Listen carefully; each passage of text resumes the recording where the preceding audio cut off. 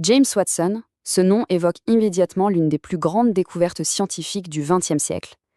Mais il est aussi synonyme de controverse. Une controverse profonde et tenace. Pour vraiment saisir le personnage, eh bien, il faut regarder les deux côtés de la médaille.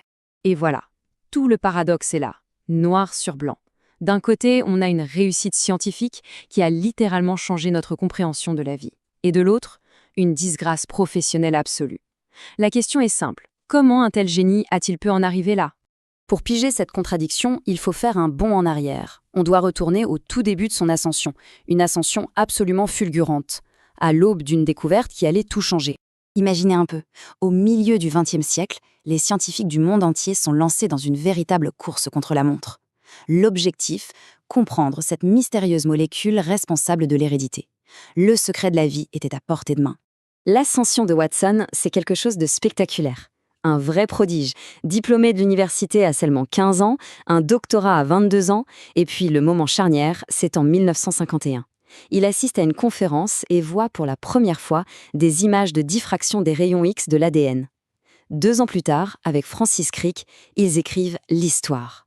Et attention, ce n'était pas juste une découverte de plus, non, c'était la clé. La clé qui a ouvert la porte de toute la biologie moderne. Tout ce qu'on connaît aujourd'hui, de l'ingénierie génétique aux thérapies personnalisées, eh bien tout ça découle directement de ce moment.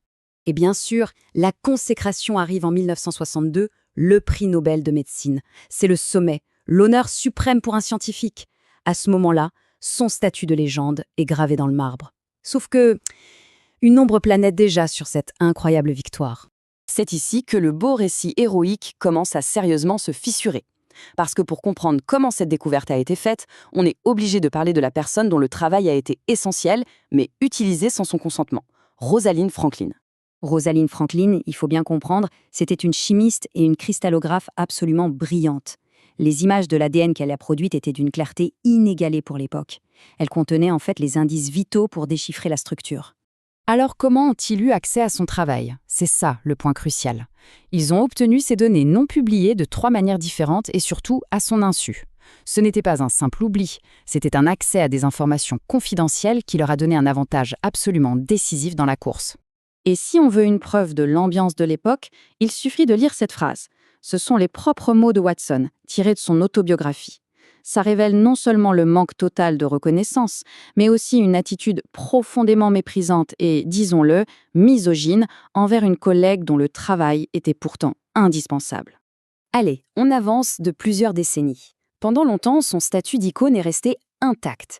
Et puis, une série de déclarations publiques a commencé à jeter une ombre immense sur ses réussites, transformant peu à peu le héros en paria. Et voilà la phrase qui a mis le feu aux poudres. En 2007, il sort ça, une affirmation qui lie directement l'intelligence à la race. La l'onde de choc a été mondiale. Ce n'était plus une question d'interprétation, c'était une déclaration raciste pure et simple venant de l'un des scientifiques les plus respectés au monde. Les conséquences, elles, ont été immédiates et dévastatrices. Sa tournée de promotion pour son livre est annulée. Il est suspendu par le laboratoire qu'il a dirigé pendant des décennies, puis forcé de prendre sa retraite. Le coup de grâce arrive en 2019, l'institution lui retire tous ses titres honorifiques. C'est la rupture définitive. Et il faut bien insister là-dessus, les propos de 2007, ce n'était pas un dérapage isolé, pas du tout. C'était en fait la partie visible de l'iceberg. Au fil des ans, il a accumulé les remarques incendiaires sur tout un tas de sujets, révélant un schéma de pensée vraiment troublant. On en arrive donc au cœur du problème. Comment on fait le bison, là? Comment réconcilier le scientifique de génie, le révolutionnaire, avec le provocateur aux propos indéfendables? Comment évaluer l'héritage d'une personnalité aussi clivante? Ce tableau, il résume parfaitement la dualité du personnage. C'est un peu le Dr Jekyll et Mr Hyde de la science. D'un côté, des contributions qui ont changé le monde, et de l'autre, un catalogue d'attitudes et de paroles profondément regrettables.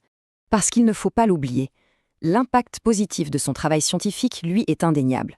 La médecine d'aujourd'hui, notre compréhension des maladies, tout ça repose sur les fondations qu'il a aidé à poser. C'est un héritage qui, concrètement, sauve des vies. Mais au final, son exil, il ne le doit à personne d'autre qu'à lui-même. Il a été l'unique artisan de sa propre chute.